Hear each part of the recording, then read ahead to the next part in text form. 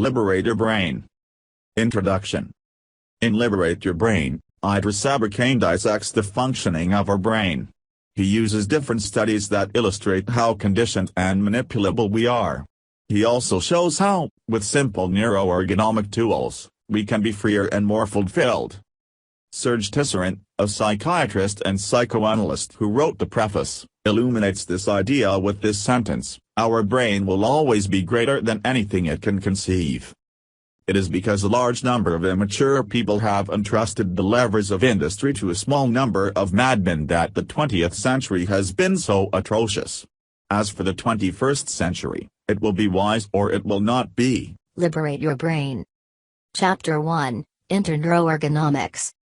First of all, the author starts by reminding us that the phenomenon of human intelligence is much more complex, subtle and diverse than a measure given by an IQ.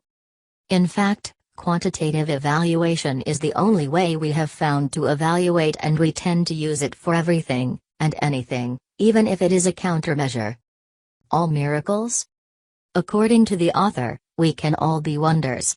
Each one with his specificity, his speciality, and according to his identity. You don't even need to have started at a very young age or to have any facilities. For him, it is enough to have a persistent, engaging, which involves us, and passionate practice supported by a personal motivation. Leonardo da Vinci said that love is the source of all knowledge.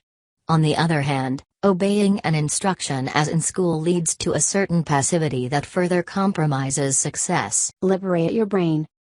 Chapter 2, Yes, we need to change everything in our school. Hack schooling, the new truant school? To succeed in life is to emphasize one's specificity, one's identity. The author reminds us here of two speeches. Steve Jobs, 2006, How to Live Before You Die. Your time is limited, so don't waste it living someone else's life. Don't get trapped by dogma because that is living in the result of someone else's thinking. Don't let the noise of others' opinions drown out your inner voice. And most importantly, have the courage to follow your heart and intuition. They already know, in a way, who you really want to become. Everything else is secondary.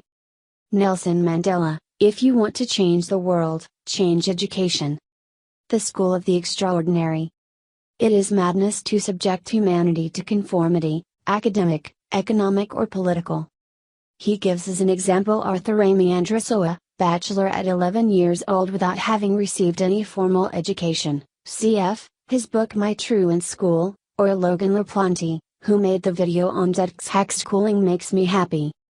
We are all potential prodigies, as long as a knowledge or an activity arouses in us a deliberate, persistent and inspired practice.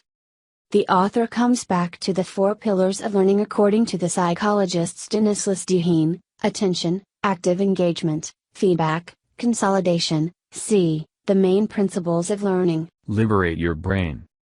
Chapter 3, How to Pay Someone with White Paper. We can clutter our brain. The author invites us here to imagine our brain as a hand, with actions it can and cannot perform at the same time, its degrees of freedom, its joints, its leverage and its forbidden, dead angles. So, just as we can perform an arm wrench, we can develop a brain wrench, surely much more dangerous. To illustrate this, the author tells us about a trick performed by Darren Brown, a British showman and mentalist. A mentalist is a neuroergonomist who knows well the functions and dysfunctions of our brain. With this trick, in which he manages to pay shopkeepers with blank paper without them noticing, he illustrates the issues of neuroergonomics.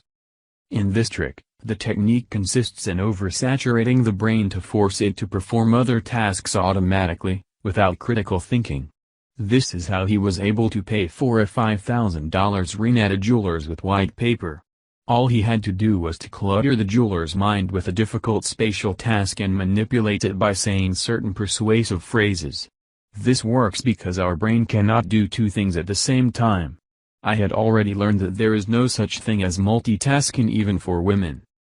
As some deep wisdom said, the more you try to fit into the mold, the more you're going to look like a pie.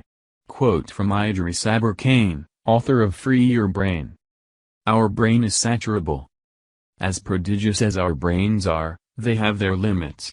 For survival reasons, our brains emphasize negative signals far more than positive ones. Yet inhibition reduces our performance. Thus, what we know is bigger than what we think we know, and what we know how to do is bigger than what we think we know how to do.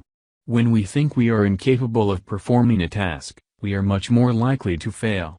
This is a typical case of self-fulfilling prophecy. Let's also remember that everything we feel is brain activity ... and has no other reality than that.